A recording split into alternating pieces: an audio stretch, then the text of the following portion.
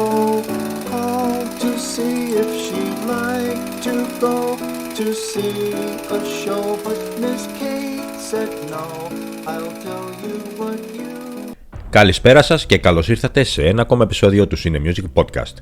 Είμαι ο Νίκος Γκάτσιος και σε αυτή την εορταστική περίοδο, λίγο πριν αλλάξει ο χρόνος, αφήνουμε για λίγο στην άκρη τη χαλαρή διάθεση των ημερών και ανεβάζουμε την ένταση στο κόκκινο.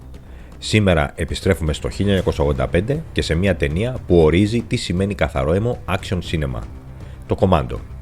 Μια ταινία που συμπυκνώνει όλη την υπερβολή, την ενέργεια και το στυλ των 80's με τον Arnold Schwarzenegger σε έναν από τους πιο εμβληματικούς ρόλους της καριέρας του.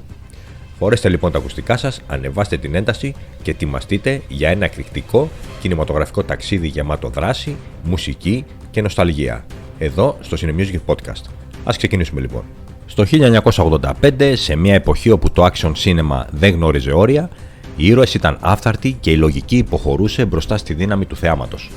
Το Commando δεν είναι απλώς άλλη μια ταινία δράσης. Είναι ένα πολιτισμικό αποτύπωμα των 80's, μια συμπύκνωση υπερβολής, μυϊκής δύναμης, one-liners και ασταμάτητης έντασης με τον Arnold Schwarzenegger στον απόλυτο ρόλο που τον καθιέρωσε ως κινηματογραφικό μύθο.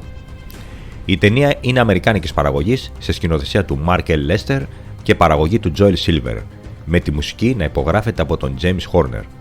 Πρωταγωνιστεί ο Schwarzenegger ως συνταγματάρχης John Matrix, πλαισιωμένος από την Rae Dawn Chong, την νεαρή τότε Alicia Milano, τον Vernon Wells, τον Dan Hedaya, τον Bill Duke και μία σειρά από χαρακτηριστικά πρόσωπα του 80's action. Η υπόθεση περιστρέφεται γύρω από έναν πρώην κομάντο που έχει αποσυρθεί από τη βία για να μεγαλώσει μόνο στην κόρη του. Όταν εκείνη απαγάγεται από μια τρομοκρατική οργάνωση, ο Μάτριξ έχει μόλις 11 ώρες για να τη σώσει και μέσα σε αυτές τις 11 ώρες ο κόσμος γύρω του απλώς καταραίει. Αυτό που έχει τεράστιο ενδιαφέρον είναι το πώς ξεκίνησε το κομάντο. Το αρχικό σενάριο, γραμμένο από τον Jeff Leb, δεν είχε καμία σχέση με τον Schwarzenegger. Αφορούσε έναν Ισραηλινό στρατιώτη που είχε απαρνηθεί τη βία, έναν πιο εσωτερικό και ιδεολογικό χαρακτήρα. Μάλιστα, ο ρόλος είχε αρχικά γραφτεί για τον Gene Simmons, τον Kiss, ο οποίος όμως τον απέρριψε.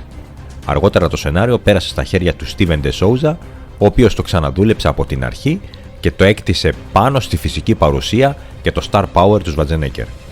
Κάπου εκεί το Commando μεταμορφώθηκε σε αυτό που γνωρίζουμε σήμερα, ένα καθαρό αίμο όχημα action υπερβολής. Ο Arnold ως John Matrix δεν προσπαθεί να είναι ρεαλιστικός. Είναι ένας ήρωας σχεδόν κόμικ, μια ανθρώπινη πολεμική μηχανή. Τα στατιστικά μιλούν από μόνα τους. Μέσα στην ταινία σκοτώνονται 109 άνθρωποι, οι 102 από τον ίδιο τον Matrix. Δεν υπάρχει δισταγμός, δεν υπάρχει δεύτερη σκέψη. Το Commando δεν ζητά να το πάρει σοβαρά. Ζητά να παραδοθεί στο ρυθμό του. Δίπλα του η Rae Dawn Chong ως Cindy λειτουργεί ως το ανθρώπινο στοιχείο και η φωνή της λογικής, ενώ η μικρή Alicia Milano ως κόρη του Matrix δίνει στο φιλμ το συναισθηματικό του άλοθη. Στο ρόλο του κακού, ο Vernon Wells ως Bennett αποτελεί έναν από τους πιο αλόκοτους και αξέχαστους villains της δεκαετίας του 80. Δεν επιλέχθηκε τυχαία. Ήταν η πρώτη επιλογή του σκηνοθέτη του Mark L. Lester, κυρίως λόγω της παρουσίας του στο Mad Max 2, στο ρόλο του Vez. Ο ίδιος ο Lester είχε πει ότι ήταν ο μόνος που μπορούσε να σταθεί απέναντι στον Schwarzenegger. Ο Bennett δεν είναι απλός εχθρός, είναι σχεδόν αιμονικός, ένας χαρακτήρας που ταυτόχρονα μισεί και θαυμάζει τον Matrix, κάτι που δίνει στην τελική τους σύγκρουση μία σχεδόν προσωπική διάσταση. Τα γυρίσματα ξεκίνησαν τον Απρίλιο του 1985 και ολοκληρώθηκαν σε μόλις 45 ημέρες, με το μεγαλύτερο μέρος τους να πραγματοποιείται στην Καλιφόρνια.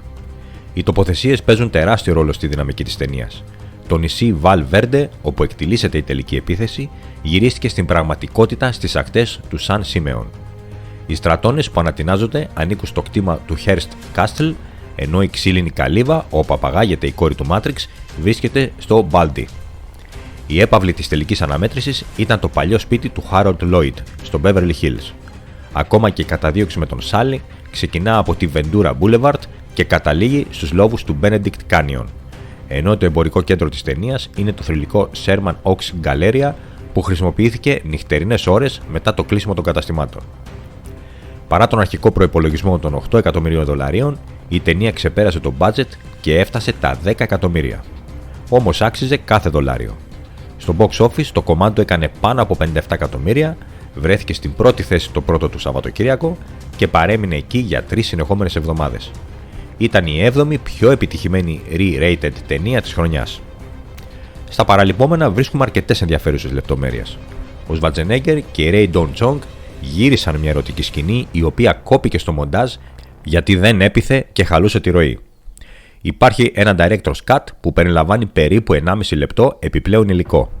Η επιτυχία της ταινίας οδήγησε και σε εμπορικά προϊόντα. Το 1986 η εταιρεία Diamond Toy Makers κυκλοφόρησε action figures με τον Matrix επικεφαλής μια ομάδας με το όνομα C-Team, κάτι που δείχνει πόσο βαθιά πέρασε ο χαρακτήρας στην pop κουλτούρα. Η μουσική παίζει τεράστιο ρόλο στη συνολική εμπειρία. Ο James Horner συνθέτει ένα σκορ γεμάτο synths και steel drums, επαναχρησιμοποιώντας μοτίβα που είχε γράψει στο 48 Hours, τα οποία αργότερα θα ξαναδούμε και σε άλλες ταινίες του. Το τραγούδι We Fight for Love από τους Power Station, το συγκρότημα του Andy Taylor των Duran Duran, σφραγίζει απόλυτα το 80s vibe της ταινίας. Το soundtrack κυκλοφόρησε επίσημα χρόνια αργότερα σε συλλεκτικές εκδόσεις, με τη La La Land Records να παρουσιάζει την πιο πλήρη μορφή του το 2011. Η κριτική υποδοχή ήταν ανάμεικτη, αλλά με ξεκάθαρη αναγνώριση της ψυχαγωγικής του δύναμης. Κάποιοι κριτικοί το θεώρησαν υπερβολικό και άδειο από ουσία. Άλλοι όμως εκτίμησαν τον συνδυασμό δράσης και χιούμορ και το γεγονός ότι αποφεύγει πολιτικά μηνύματα.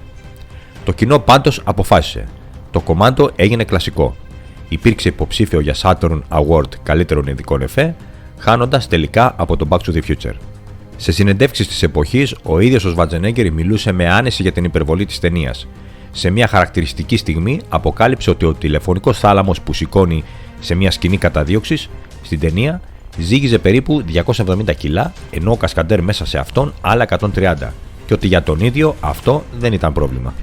Το Κομμάντο είναι κάτι παραπάνω από μια ταινία δράσης. Είναι ένα σύμβολο της δεκαετίας του 80, ένα φιλμ που ενέπνευσε αμέτρητες απομιμήσεις και καθόρισε το τι σημαίνει υπερβολικό, απολαυστικό action. Δεν είναι τέλειο, δεν προσποιείται ότι είναι βαθύ, αλλά είναι απόλυτα ειλικρινές απέναντι στον εαυτό του. Εδώ στο Cinemusic Podcast αγαπάμε τέτοιες ταινίες, γιατί μας θυμίζουν γιατί ερωτευτήκαμε το σινεμά. Για την ένταση, τη μουσική, τη μυθολογία και την καθαρή κινηματογραφική απόλαυση. Και το Κομμάντο, 40 χρόνια μετά, παραμένει ασταμάτητο. Και κάπως έτσι ολοκληρώνεται το σημερινό μας ταξίδι στο εκρηκτικό σύμπαν του Κομμάντο.